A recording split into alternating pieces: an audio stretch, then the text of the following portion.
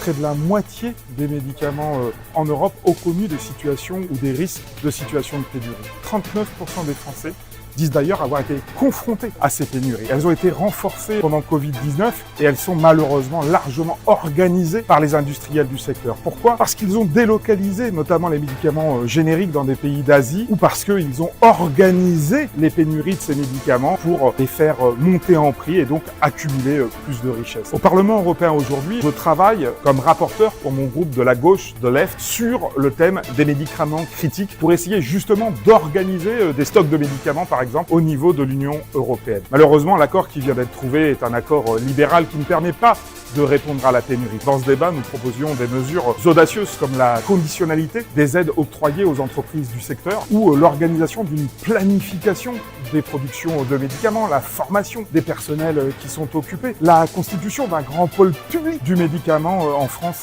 et en Europe. On a besoin d'organiser, de planifier la question des médicaments et des médicaments critiques parce que ce qui se joue, c'est rien de moins que la santé, la sécurité de centaines de milliers d'Européens pour leur garantir un accès gratuit en nombre suffisant à ces médicaments. Parce qu'au final, ce dont il est question avec le médicament, c'est bien celle de la souveraineté. Notre souveraineté face aux pénuries de médicaments et la possibilité de contrôler l'approvisionnement. Donc c'est bien un sujet de souveraineté nationale et c'est bien pour ça qu'on continue la bataille avec la gauche, avec la France insoumise et qu'on va rien lâcher.